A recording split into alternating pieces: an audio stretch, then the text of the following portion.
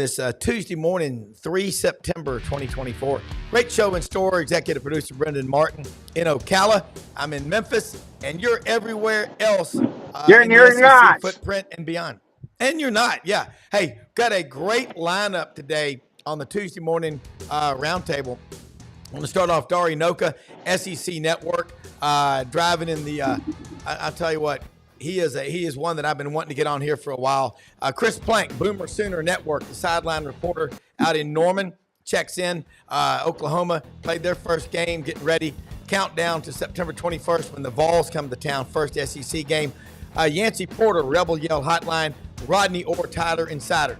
As always, look over my shoulder. We will scan. I'm driving. I'm looking over my shoulder. Yeah. I can't even see where I'm going. It's so bright outside. Just be glad you're not in Parkin, Arkansas, one of America's premier speed traps. But look, we are going to be covering all 16 teams on that map throughout this show. We talk about them all. Smash that subscribe button in the bottom right-hand corner. Allow notifications on your Android and iPhone. And thanks to everybody for watching. It's going to be a great show. Week 2 is on the way in the SEC.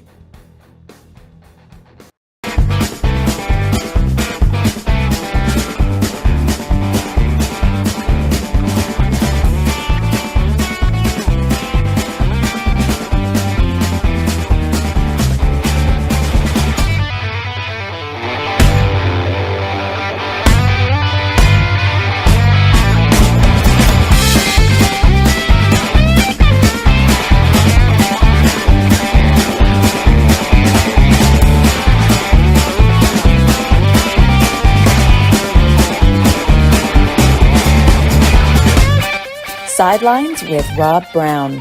Talk sporty to me.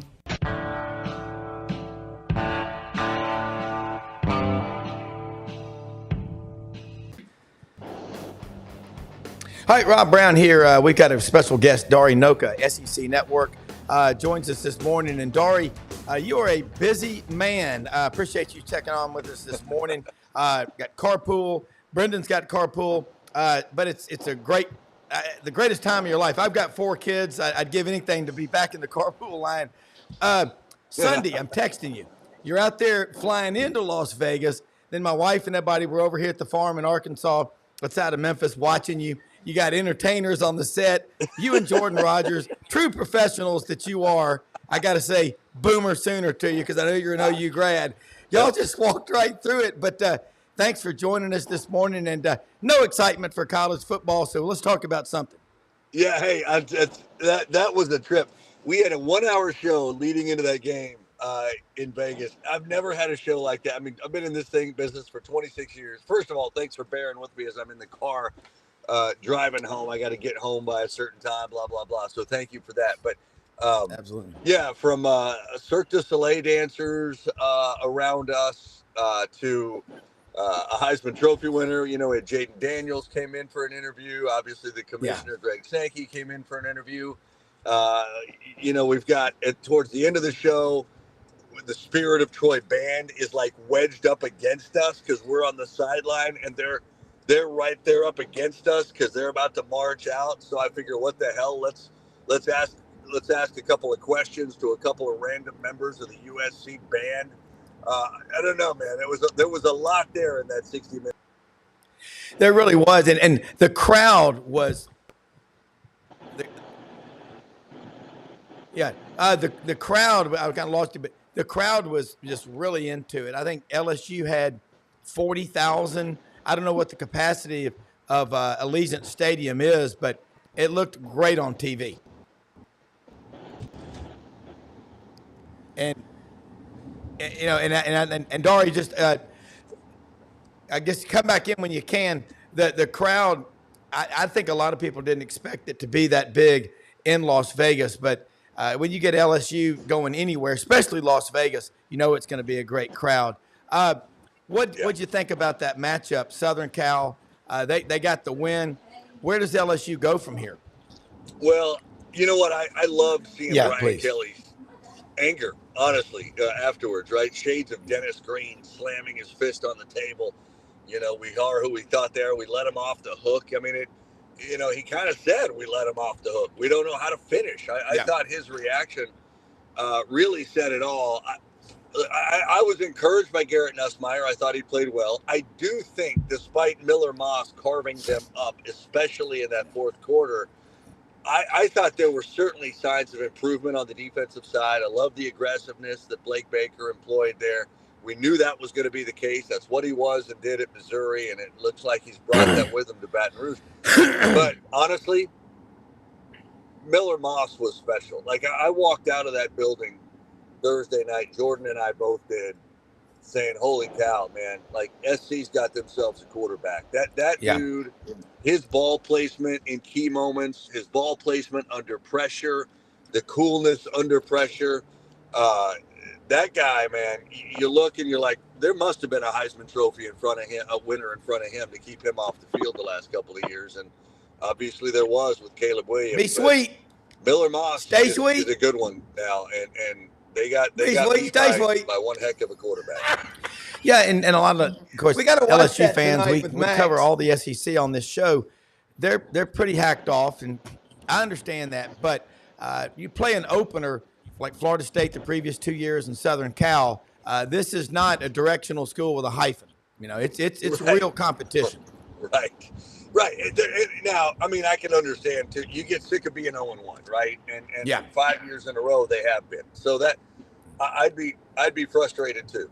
But in now, especially in a 12-team playoff era, it doesn't hurt you as much, right? So but there certainly becomes urgency. You don't want to lose two more times for sure, or you're likely done. And you hope that you learn some things out of this. Again, it was a valuable experience for Nussmeier. Certain things I think you learn from, like why was Kyron Lacey targeted just 2 times in the second half after he had 7 for 91 or whatever it was in the first half, and SC did not have a defensive answer for him. I don't know where he went. I thought we saw in that first half, we saw them kind of set Harold Perkins free a little bit, and he wreaked a lot of havoc. Where was he in the second half? I do think that, I think SC made adjustments in the second half that LSU didn't counter, and I don't think LSU made any, quite honestly. So the certain things that you pull out of that game, you move forward with them, and you hope that you get them resolved. 0-1 is not where you want to be. There's no doubt about it, and I think they have the right to be frustrated because, as Brian Kelly said, they certainly had a chance to put the clamps down, and they couldn't. And Miller Moss carved them up in that final drive, and a targeting call that was the right call. Yeah, that one. The 30-yard line and set up a chip shot for the win. Yeah, I mean, obviously we saw Woody Marks take the first play in after that. Yeah, and Woody Marks was a Mississippi State guy, transferred to Southern Cal, comes back and beats LSU. He had to be loving that. That's the portal. Yeah. Let's switch gears, head down to the swamp. Got a lot of Gators that watch this show. I know you and Chris Doring do a great job. I absolutely love what you do on SEC Network. You've got that voice like the guy, let's get ready to rumble. When you're on TV, you're a great one. Buddy Martin, Brendan's dad, he does a show on our channel. He calls me a point guard of keeping all the guests and the flow going.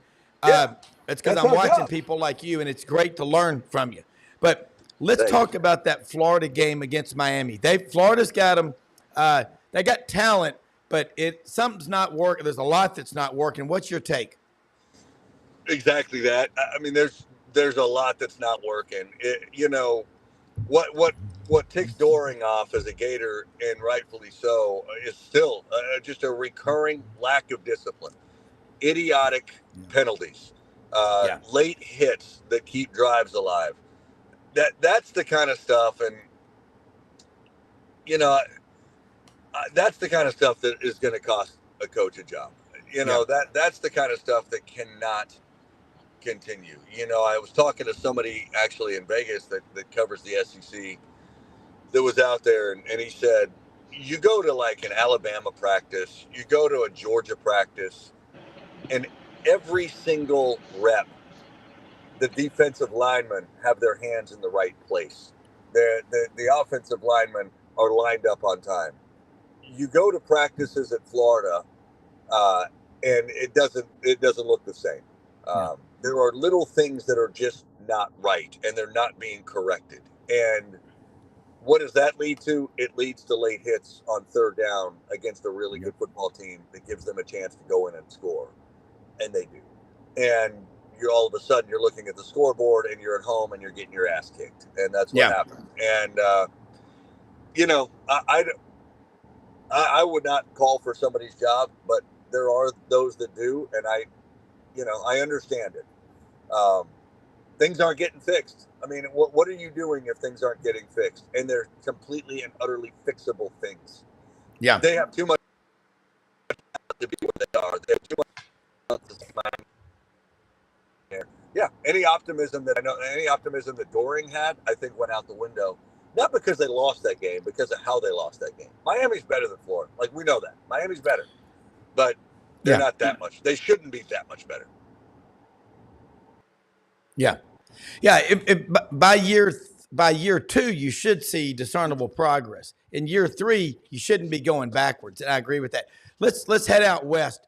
You are an OU graduate, Boomer Sooner. Like I mentioned, Chris Plank of the Oklahoma Football Network, sideline reporter, is going to join us here in the next segment.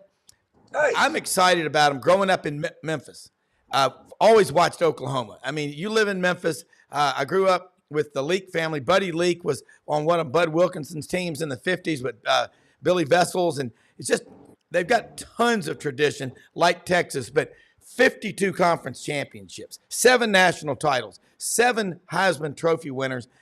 Gaylord Family Stadium, September 21st, Tennessee comes to town. What's it going to be like? And now I'm excited. I hate that we lost Toby Keith. What a Sooner. What an American. But at the end of the third quarter, I believe they started a new tradition to play a Toby Keith song. But those people, I believe they fit in the SEC like steak and baked potato. Yeah. Seeing that patch on the uniform looked pretty darn good, didn't it? Last Friday night.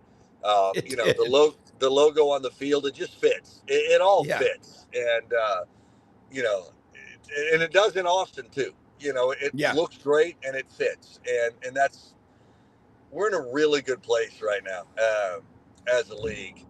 Yeah, but it was awesome. That friends, family that went to that game Friday night, we were in studio, obviously. They said it just kind of had a feel to it. And that Tennessee game is one that they've been looking forward to since the schedule came out. It's welcoming back Josh Heupel. He will be honored, I know.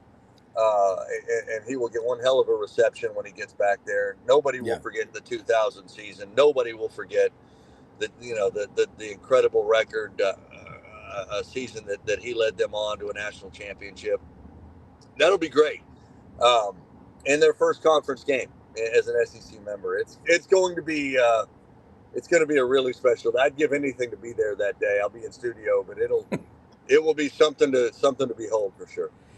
Yeah, and it makes me wonder, you think the SEC Network will put a Western Bureau in Memphis or Little Rock? Because now you've got Texas and OU holding down the western flank. But I don't think there's any doubt the Tennessee fans are going to descend upon Norman. And then the next week, we'll be doing our show on Saturday live down there at Jordan-Hare Stadium, my school, when Oklahoma comes to town. So I'm telling you, Dari, I've been to a couple of hundred at least Auburn games over the years. I was there December 2nd of 89 when Bama came to town. Nothing will beat that. Moses only parted the Red Sea once. But, man, when Oklahoma is football royalty. That's, as Keith Dunham calls them, part of the television aristocracy of the 70s. I don't know if SEC Network's going to be there for that, but I hope y'all are. I hope we are too. I mean, again, I'll be in studio, but that'd be a perfect spot for SEC Nation, right? And I wouldn't be, and I don't know if they are. That certainly hasn't been announced. I don't even know if that decision's been made yet, but it would be great. There's a chance they might go to Norman. I would think potentially for that Tennessee game.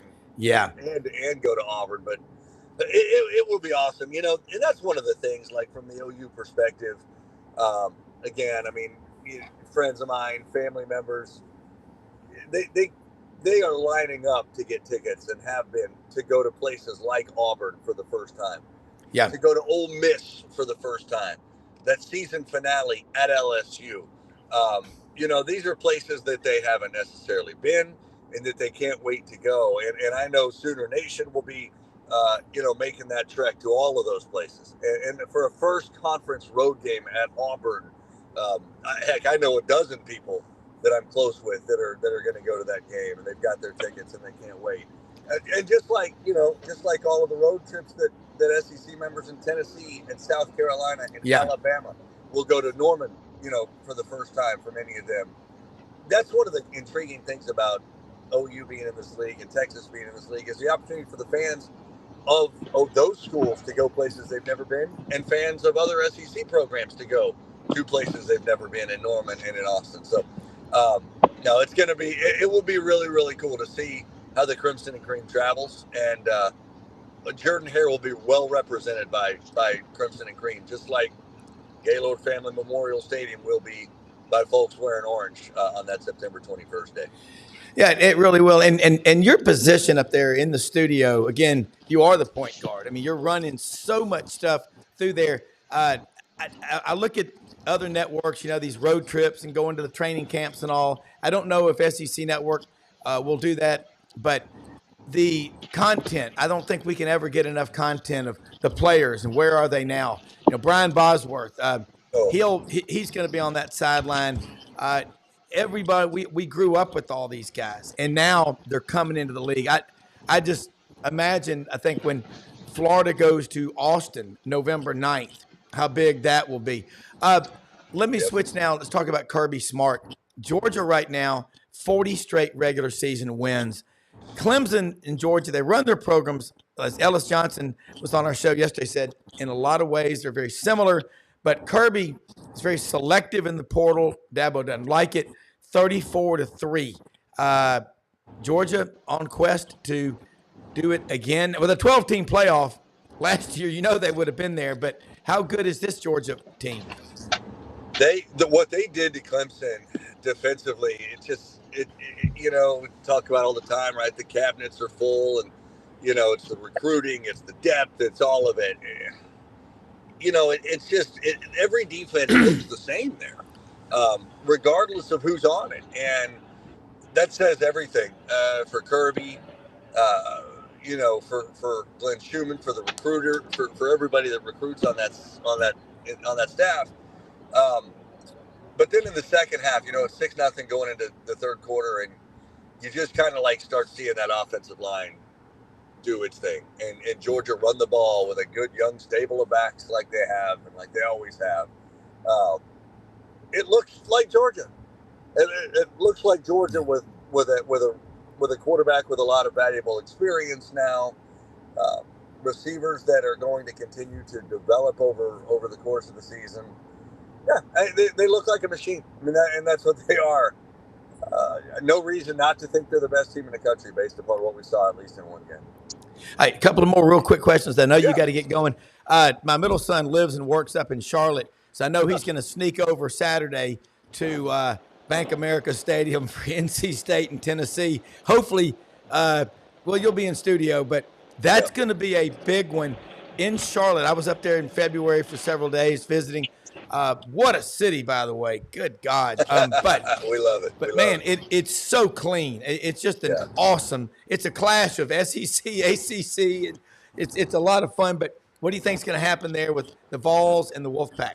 Yeah, I tell you what. I mean, if anybody watched NC State this week, they would not have been impressed. I mean, they were sitting there trailing Western Carolina at home in Raleigh in the third quarter. Yeah.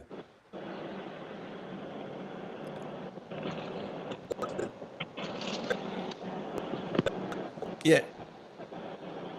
Grayson McCall I'm surprised he didn't dominate.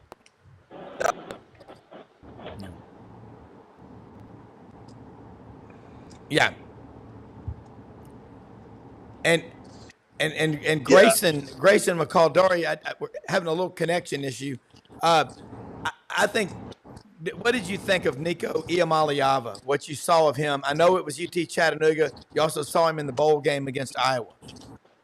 Nothing to not like about him. I mean, his accuracy and ball placement is incredible, right? And again, you look for a redshirt freshman, a young guy with no real experience except for that one game, and you say, how do they look in the pocket? Or the feet jumping around? And they weren't, man. He looks calm. You look around that are really using this league. Taylor Green to Jackson Arnold, Norman. Nothing about those guys look apart. They look like they belong. Blake Shapen, down his first start in the SEC. But specifically, Nico, impressed as you could be. For that young guy. And Tennessee looks great. And if you're basing what we saw in week 1 from Tennessee and NC State, you got to like Tennessee big in Charlotte, because it looks like NC State's got a little bit of work to do to develop some offensive consistency, and Tennessee's defense might not be the one to try to do that again. Yeah, absolutely. Way, hey, Dari, look, let people know how they can follow you. Oh, it's no problem at all. Look, we're going to do this again with you. You are a fantastic guest to have on this show. You really know the league, and you are the point guard on that network, and I love watching you. Our audience does. That's why we brought you on here. Tell people how they can follow you, keep up with you, and if you would give us a retweet, we'll put your stuff out there. We really appreciate again the great work you do.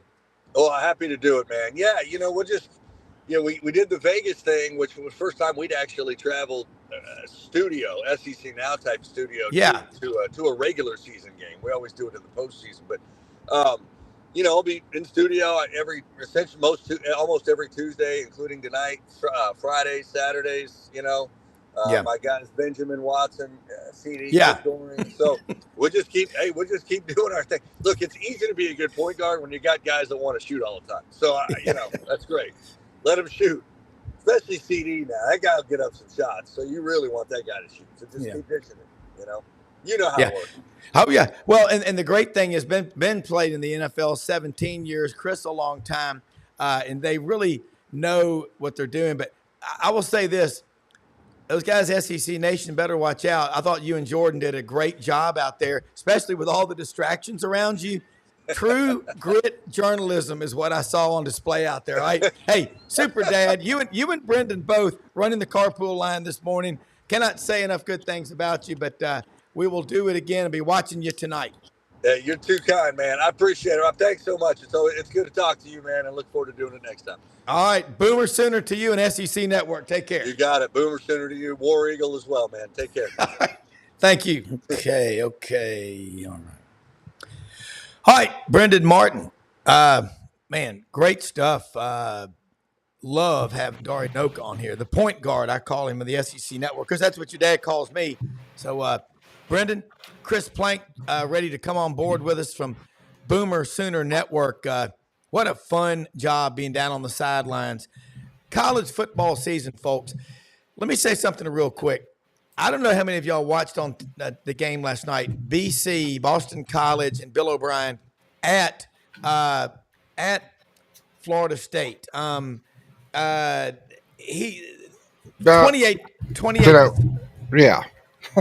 yeah. 28 to 13. And people, look, this is what I have been saying about Florida State. I've had a number of people texting me this morning, say something about Florida State and Boston College. Look, Mike Norvell, he pitched too big a fit last year when they didn't make the college football playoff. I mean, we all get it. You're madder than hell that you didn't make the playoff. But you got to get over it. 31 players quit on that team, and Georgia tried to reduce it to 2 10-minute quarters with a running clock in the second half. It was sad, and it was still 63 to 3. And then all summer we heard about the lawsuits about Florida State wanting to sue and get out of the league and all that stuff. You can't do that. You got to focus on what is about to happen, what's going to happen. Control the controllables. Getting into the court and lawsuits and all that stuff, that's a distraction. And then you got a lemon as a quarterback. DJ Ugalilulula, whatever, 3 years at Clemson. Then he goes to Oregon State for a year, and I understand the coach left to take the job. He went to Michigan State, and DJ, he's just not the quarterback. You saw it in the first game. He's not going to drive the ball deep downfield. Florida State, it's a mess right now. It ain't because they don't have the talent. That's the problem. Look, it just goes to show you can be on top one year and you can be on the, this is the parity in college football now.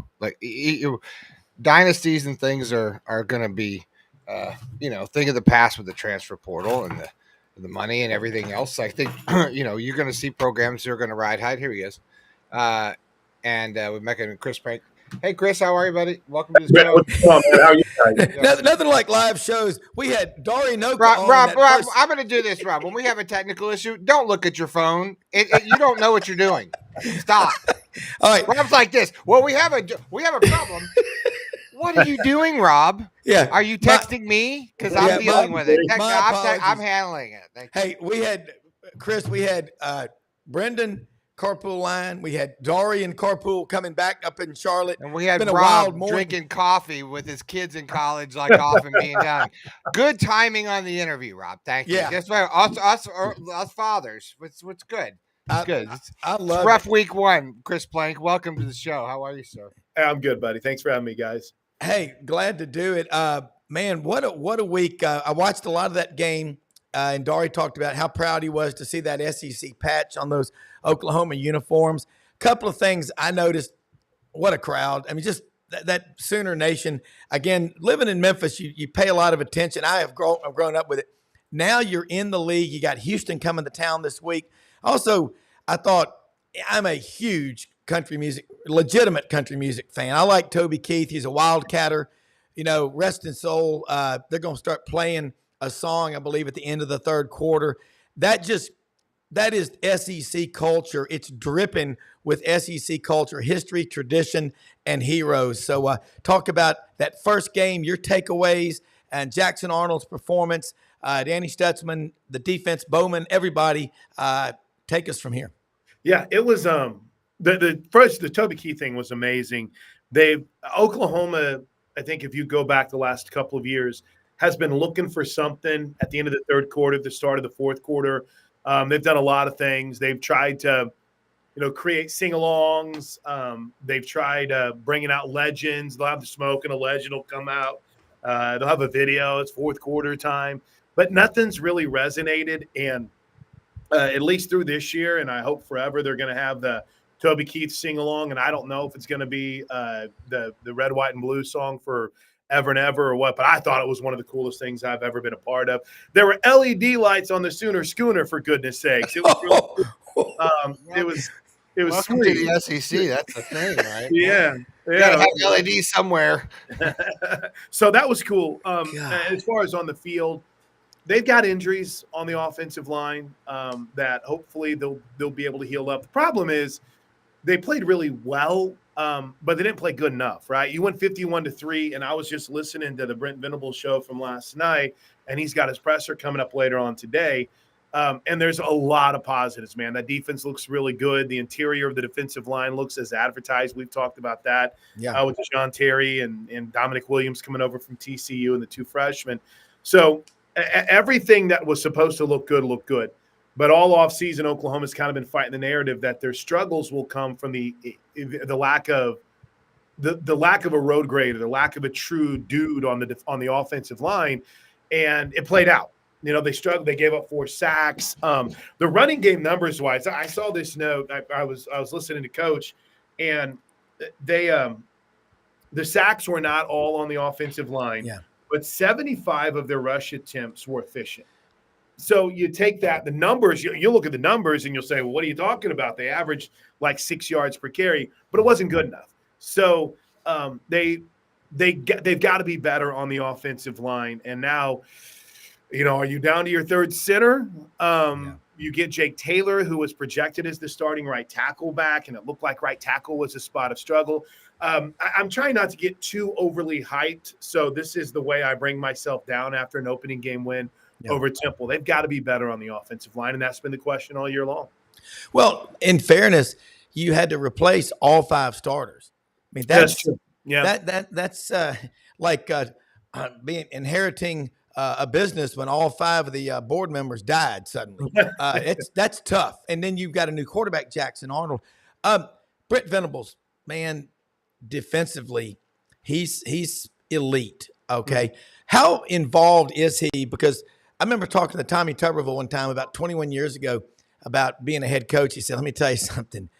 The first thing you realize when you become a head coach at a place like Auburn is how little coaching you get to do until you hire great assistants at every position, and then you get to, it's on autopilot." But I just know Brent Venables. I said this last year. He never had a football lobotomy. He didn't forget. That first year, remember, 22 players, including Caleb Williams, left. So they're retooling and that defense. That his defenses, look what he did at Clemson. Look what he's done everywhere. He has ceded a little power, it seems like, too, which is kind of wild. Zach Alley came in as the defensive coordinator this year. Zach, if you close your eyes when he talks, you think it's Brent Venables. Zach had been a guy that coached with him at Clemson. It's pretty hilarious. Yeah. But it's got, again, I go back to what my prep I was doing for my local show, which starts here in a bit. I was listening to Brent talk about, hey, Zach called the game, but I'm still giving suggestions. He's still in the room. My favorite thing that Coach always says, Rob, is he always says, "Hey, I'm just a linebackers coach."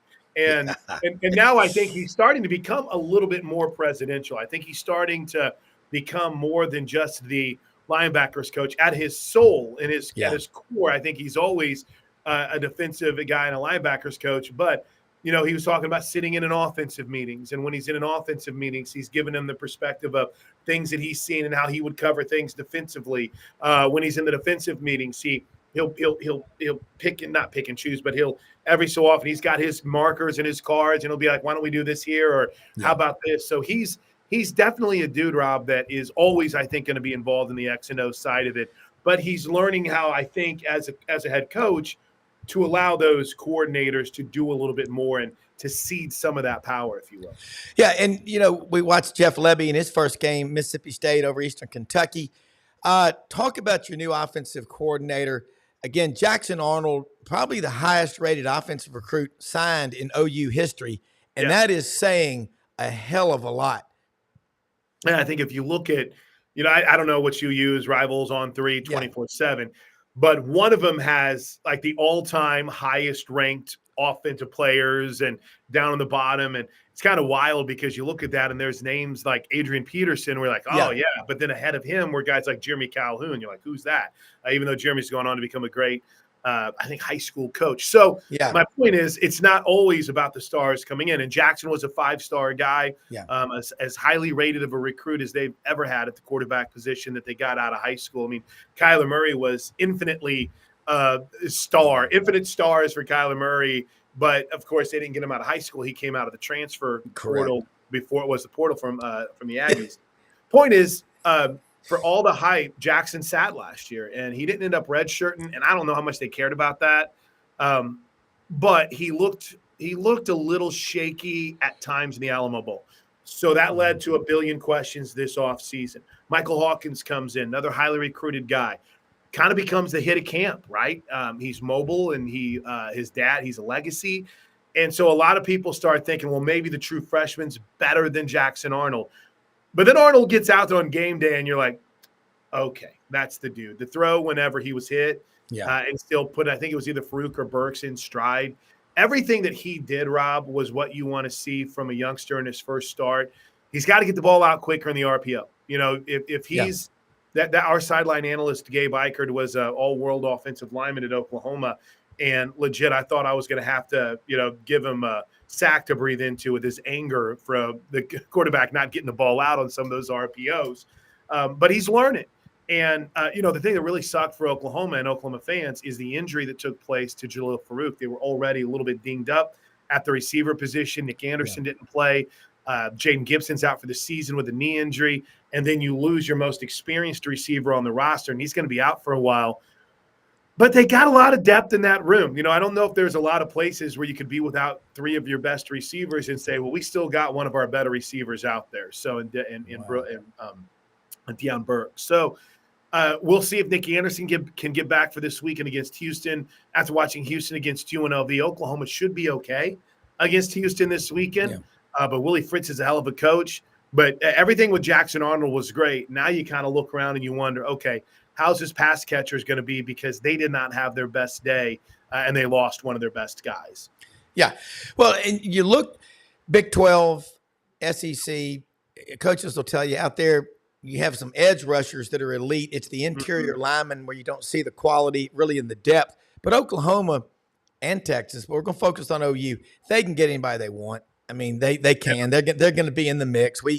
You follow them. They didn't get to be what they are just last week because they joined the SEC. Right. What are you hearing among coaches? Just what you can say, that's for on the record, that has them most concerned in year one of playing in the SEC. Not to skip past playing Houston and Tulane. You remember that Tulane game like 3 years ago, how tough that first one was? But what about it? Well, I just think it sounds cliche, but they're really focused on them. So if they can by the 3 games that Oklahoma gets to Tennessee, if they can be the best version of them, they feel good about their opportunities. That sounds corny. That sounds scripted.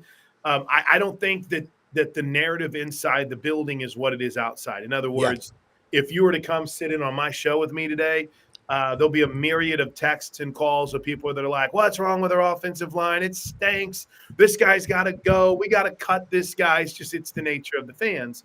But I think inside that locker room, inside those the Switzer Center offices,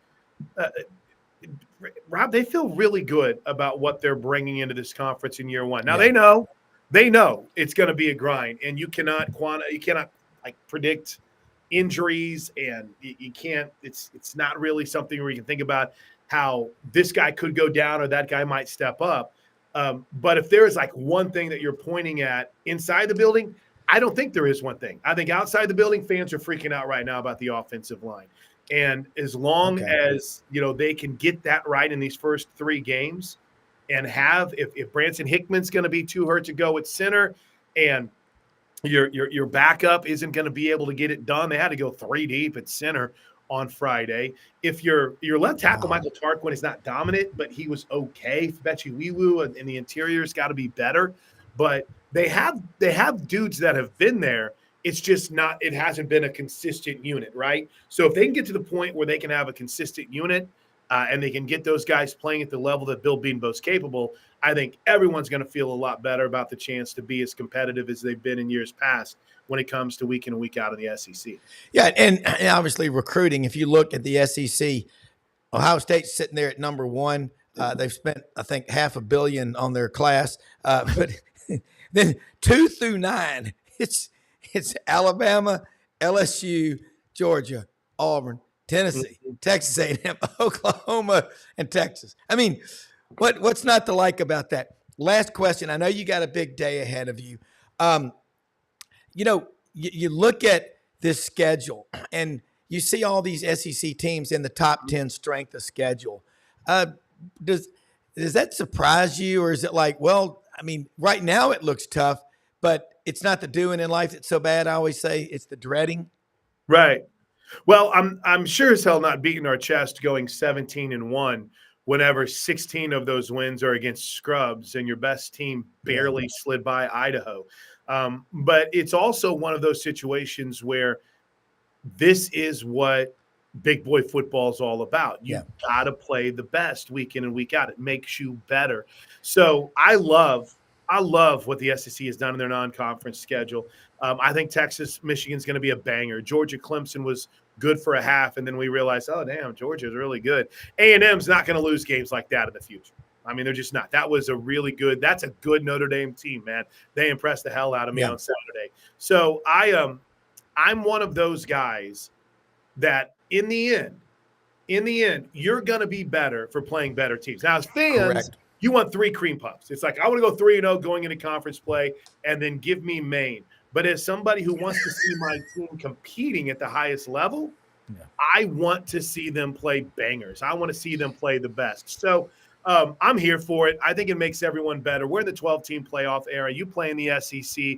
You can lose a good LSU lost to USC. If LSU is, 7-2, 8-2, whenever it gets to the home stretch of the season, they're still in the playoff mix. Yeah. And if those dopes wouldn't get so many personal fouls, they would have won that game, unsportsmanlike, whatever. So I'm not ready to count out anyone except Florida State for being in the mix right now because of what happened in week 1. And I love seeing these teams schedule up the way that they have. And Florida State example got caught up in what happened with the playoff. You just can't do that. You got to look at, hey, Chris, we got to get you back on again next week. Love the energy. Tell people again how they can follow you. You got a great show, and we'll do it again soon. Again, Boomer Sooner for you. Boomer Sooner, man. At Plank Show on Twitter, and we're hitting the air right now over on KREF at kref.com. So thanks so much, Rob. Appreciate you and Brendan. All right. Love it. Appreciate you. Okay, we got Yancey Porter, Rebel Yell Hotline, man. Catch them Monday nights, 6 o'clock. WHBQ Sports 56 in Memphis and Super Talk Mississippi. We have Rodney Orr, Tider Insider in Tuscaloosa. It's only $48 a year since 1996. They cover Alabama Crimson Tide sports like the South is covered in kudzu and cotton and stifling humidity. Rodney, how are you? Hey, I'm doing pretty well, Rob. How are you? Good. 63-0. My friend Ed Hall, who watches the show down in Lynette, Alabama graduate, great writer, long time for the Columbus Ledger-Inquirer, he said when Rodney's on, ask Rodney what he thought about the play of the offensive line and Wilkin Formby. I think he's number 75 from Northridge High School, right there in Tuscaloosa, a teammate of John May, who's now a freshman down at Troy. Well, you know what? I'm not an expert on the offensive line, but that's why I talk to people who played in the SEC, who started at the position for 4 years in the SEC. And I said, hey, what did you see? And they said, overall, they thought it was a pretty good performance, by the offensive line. Good start, first game, not bad, a lot of good things. I think there's some pressures that they allowed. Obviously, Caden Proctor went down before the game got started. He tripped, he fell, and all that weight went on one arm. And, now he's got a little shoulder issue that Kalen DeBoer said yesterday is something they can manage. Yeah. I don't know if they'll be able to manage it this week, Rob, in terms of him playing, but maybe in a week or two, he'll have a chance to come back. So we'll see. But as far as Wilkin Formby, I think he had a tremendous first game. Listen, I'm going to tell you, if every one of those guys had his mindset in terms of the desire, the passion that he has to be successful and to be his best, I'd go ahead and predict a national championship right now. But no, I think Wilkin had a great first game. Well, look, it's the product of eating at the Taco Casa a lot growing up. That's what happened there. All right, Rodney, you've written a book, Bigger Than Bama. It's a great book about your life on and off the field, covering Alabama. People read this book. It'll restore your faith in faith and never giving up. And I just, Rodney, I just want to get that out there. The QR code's up there right now on the screen. Rodney, look, man, University of South Florida last year, Jalen Milroe did not play in that game. All these people screaming for Ty Simpson and your quarterback last year that transferred from Notre Dame, Tyler Buckner from San Diego. Yeah. And you went down there, big favorite, and that's a 7-point game in the fourth quarter. I think people realize then the coaches do know what they're talking about. But USF, Jim Leavitt had a program down there at one time. Then he got in trouble for grabbing a face mask, I don't know, yelling at somebody and hurting their feelings, but he's gone. But this is a game I think Alabama has had circled since last year for a lot of reasons. Yeah, and I want to be fair too to Tyler Buckner and to Ty Simpson in that game. That there was kind of a lot of uncertainty around the team at that time, whether it was a quarterback, what direction, what kind of offense they were going to actually use. So it was a tough situation that both of those guys were thrown into, but they did find a way to manage to win the game. And it's this game here. I mean, obviously, Alabama has heard about these players have heard about how they narrowly won the game down there last year, and I don't know how much that serves as motivation. I really think that this team, obviously, they've got a game coming up the next week on the road at Wisconsin. I mean, the focus has got to be, and to me, is to taking that next step, cleaning up some of the things that I think really. Penalties. There were still some communication issues offensively. They had a bad snap because the communication wasn't good. That haunted them last year, as haunted them on the last play of the season against Michigan. So I think there's still some things, obviously, Rob, that they want to take that next step and get cleaned up heading into this game. Yeah, and you look at the score, 63-0. You look at Auburn beat Alabama A&M 73-3. Yet both coaches are chewing ass in the fourth quarter with leads like that. But I like that. You know why? Because it's going to matter in a tight game against a much better opponent. Your thoughts on Kalen DeBoer, what he looked like on the sidelines. When you see the guy, he looks like he still plays sports. He takes care of himself. Mm-hmm. Well, to be honest with you, Rob, sitting in the press box on the far northeast corner, I really didn't get a good glimpse of Kalen DeBoer. Yeah. But I did see him wearing black. And, these Alabama fans, I mean, if they can find something to complain about. Oh, yeah. They were worked up because he was wearing black, okay? And I thought it looked good. Be yourself. Do whatever you want to do. I mean, but some of them could not handle that black.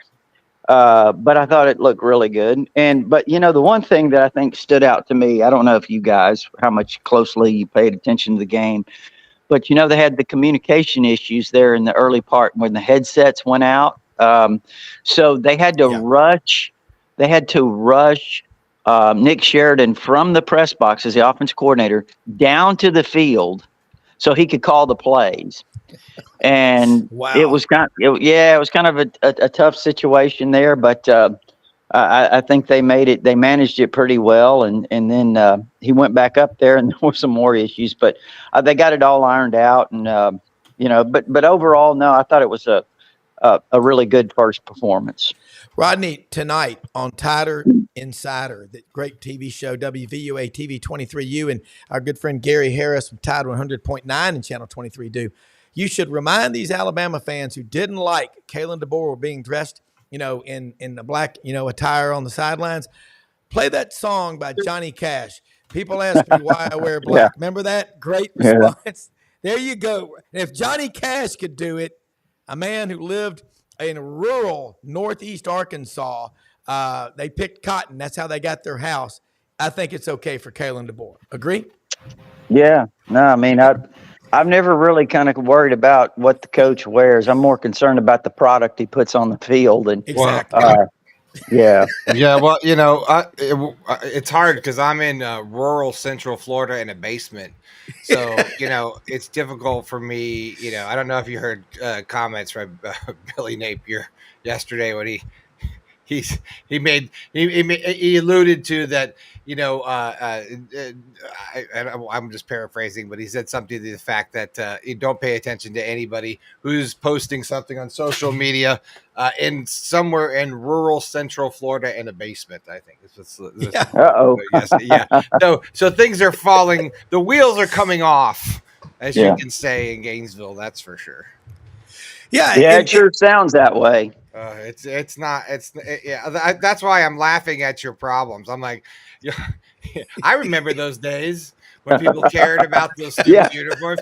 I hate that green. I hate that color. Right now we're like, holy mother of God, the sky is falling. Yeah. Well, Brendan's right, and Rodney. It's like Because it is as falling. you know, But Alabama this time fans, it is actually falling. It's like really falling. All the sky and all the things, they're falling out. yeah, and it's frustrating. And Rodney, you think about the way Kalen DeBoer started following a legend, obviously the GOAT, Nick Saban, 63-0.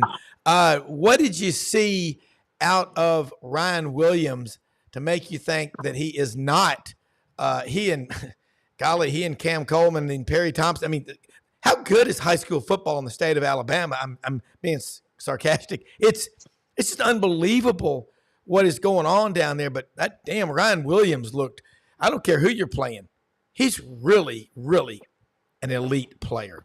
Mm-hmm. Yeah, I mean, I think you asked me a week or two ago, and I said he was a little bit like Devontae Smith. Oh, God. That's Yeah, scary. yeah.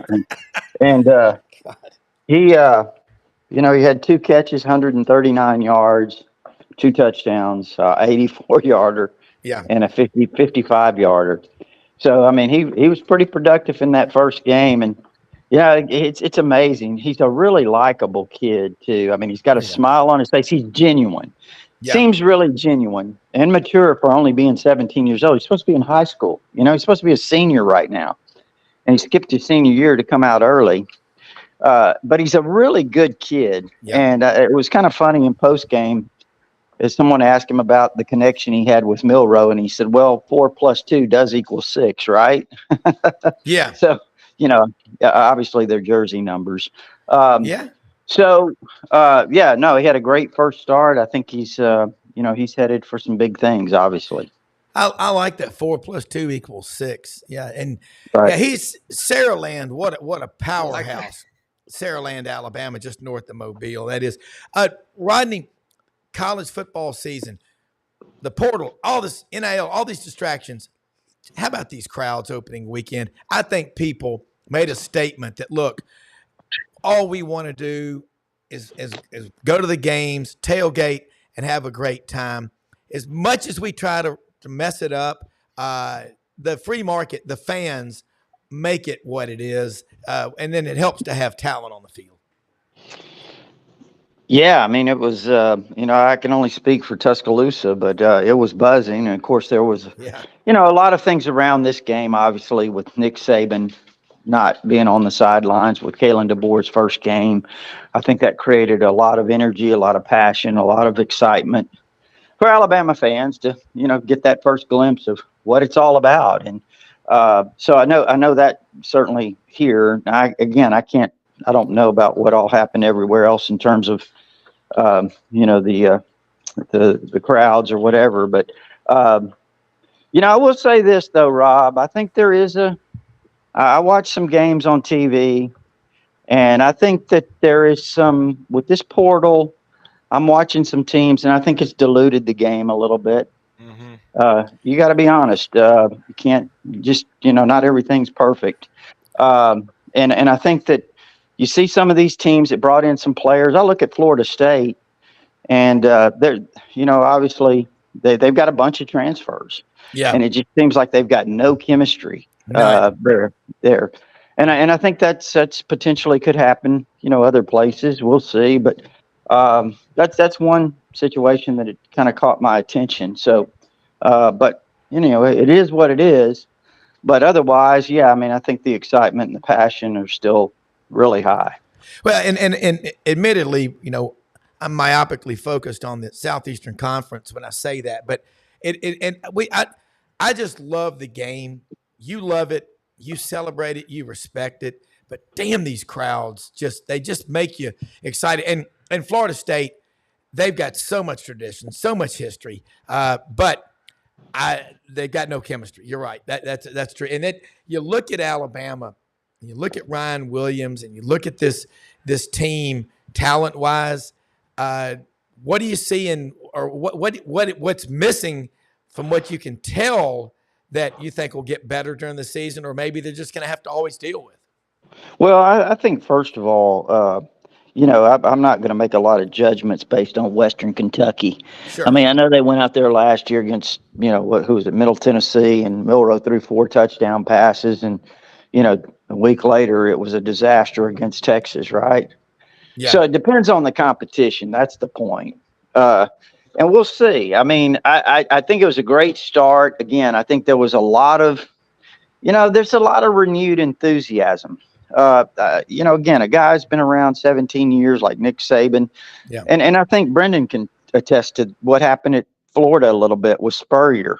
I think there was it wasn't quite the same towards the end. I mean, you start to lose that, and for various reasons. But so I think there's a renewed enthusiasm here that you really sense with Kalen DeBoer. And so with all that said, I mean, I still think, Rob, that obviously the depth in the offensive line is a concern. Caden Proctor went down. I thought Elijah Pritchett played pretty well, but there's a concern because I think they felt like going in, they only had about 6 or 7 guys that they felt strongly about. So that's a concern. I think it's still, and Alabama fans get a little bit upset when you try to say things, but I think Milroe appears to have made some strides. He made a couple of throws. The one to Ryan Williams for the 55-yarder where he stood in there, he delivered it. Made a great throw to Jeremy Bernard on the sideline. He made some reads.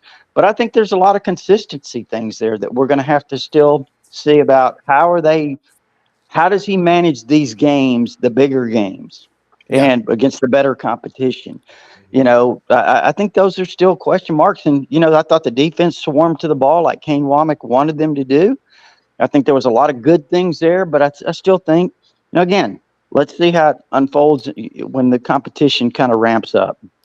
Yeah, and that's what's so good about you. You're as a veteran observer, you see the things that other eyes just don't see. But again, college football season's here, and it is. It flies by. Everybody's worried about it. Can't wait to get to the next game. Just enjoy the day. Just take them one at a time. But the other thing, of all the on the defense, were you happy with what Womack did out there? I mean, he's got a strong pedigree, but he gave up a head coaching gig down at South Alabama to be part of Kalen DeBoer's first Alabama team. No, I mean, I really liked, again, first game. I think Western Kentucky has really been good offensively. They've thrown the ball around and had a lot of success under Tyson Hilton. So I thought, hey, these young DBs, and look, keep in mind how I'm saying this. Yeah. I thought looking out there on the field early in the game, I'm like, hey, is the Bear back? I mean, because second series, you got 2 freshman corners out there. You're alternating freshman corners in and out. You've already played 4 or 5 cornerbacks within the first couple of 2 or 3 series. Yeah. I mean, that hasn't happened in 40 years. Yeah. But yeah, no, I saw a lot of things that were really, again, gang tackling type. A lot of guys swarming to the ball. I thought they played the run pretty well. It's good to see the defensive front having an opportunity to make some plays. They're no longer that 2-gap system. They're a lot of 1-gap where they turn these defensive linemen loose. They want them to make some plays up front. And I thought we saw that. James Smith, Jaheim Otis, Damon Payne, just different guys up front defensively. So, yeah, I liked a lot of what I saw. I thought the linebackers, and I'll tell you what, Jahad Campbell, number 11, he could be headed for real big things this year. Yeah. The inside backer. Yeah, and it's just in defensive line, every week it's something. But the schedule, South Florida coming up Saturday, going to be a fun one to watch. You got Tighter Insider tonight. Rodney, tell them how they can follow you and subscribe to your great Tighter Insider magazine online, the forums. They're great. Yeah, TighterInsider.com. It's only $48 a year, and you can go there to TighterInsider.com and sign up, go to the membership page, gives you all the premium information, but also it's our all sports forum. That's our community there. That's where we, share a lot of information because it's a community and we like the discussion and to be a part of it, kind of like this show right here, Rob. Yeah. And so that, and as you mentioned, I appreciate you guys. I appreciate Brendan putting up that QR code for, bigger than Bama. So we got Tighter Insider TV. I got to remember it's Tuesday night. I've kind of got my days confused. Exactly. Hey, I better I show love up it. or Gary. I better make sure and show up on time or Gary have a fit. Well, as you say, you never know what you're going to talk about until you get there. But it's a great show. 30 minutes, 22 minutes of content, 8 minutes of God love them, our sponsors. But this is it's a great time of year. We'll do it again next week. God bless America, folks. We live in the greatest country in the history of the world. Your team may be struggling, but you live in the greatest country in the world. And I have the greatest executive producer. Ever. God bless Brendan Martin. In the This was history a of fun. time. Hey, in the history of time. Hey, and you know what? I would be remiss, Rob, if we didn't just. By the way, Rodney is such a good dude. By He's the a way, great dude. really Yes. good guy. Like, I mean, just a really good guy. Just all star of an individual. You know, we wouldn't be remiss tonight. Buddy Martin show. Lauren Meadows checks in. Is going to host the show tonight. I'll be on there with him. I think you're coming on, Yeah, Rob. I'm coming on. Yeah. We're going to talk more about what's going on in Florida. There's really not much to talk about, right? We talked about it a lot. No. And the only reason I'm addressing it right now is that I just keep getting blown up. You know, look, I don't have any information. As I know right now, Scott Strickland and that other guy still have a job. So Billy Napier. I'm joking, and you know, like I think right now, everything is going forward to this week. Nothing's going to really change. So right now, I think we're just as journalists, just waiting for the other shoe to drop. So. Well, and here's the thing.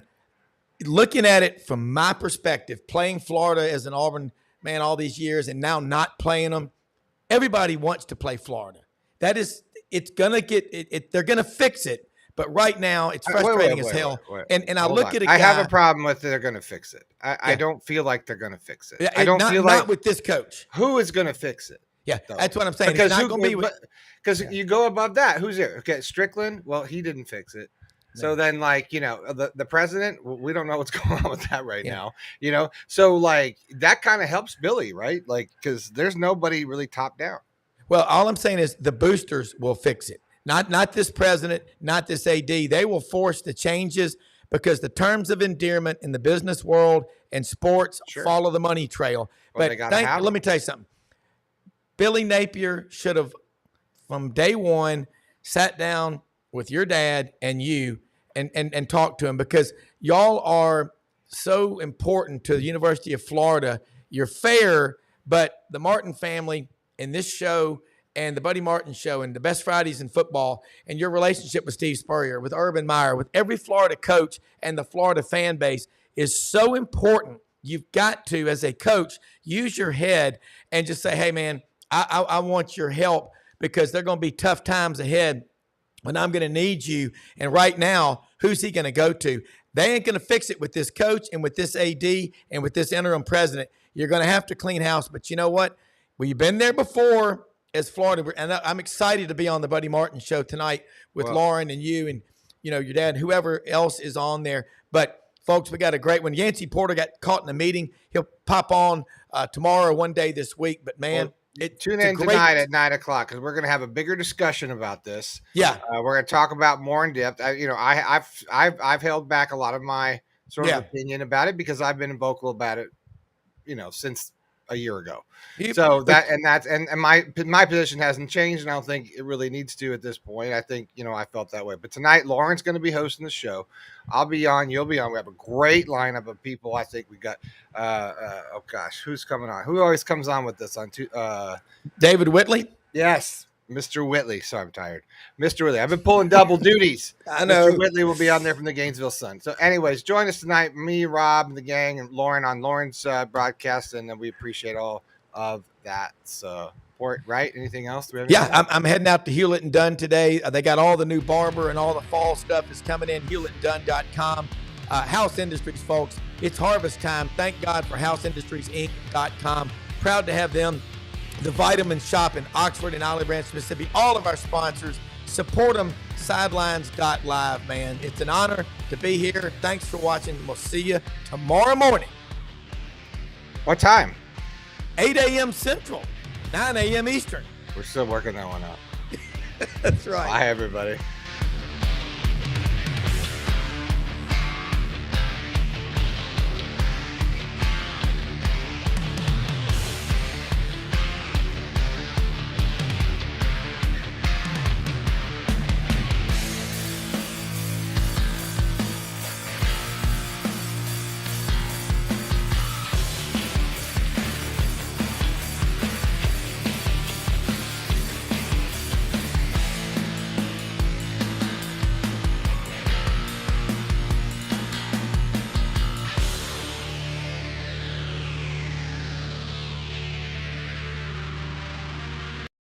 Now more than ever, it is so important to shop local and to buy American. For 60 years, Hewlett & Dunn Boot and Clothing Company has been on the historic Collierville Square, and we strive to sell made in the USA products when available.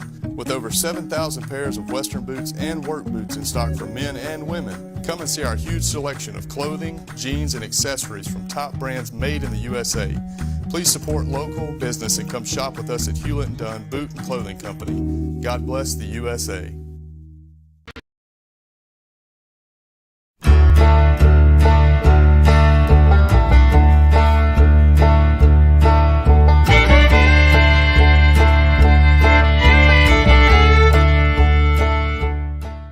In a perfect world, you'd set a health goal and results would happen overnight.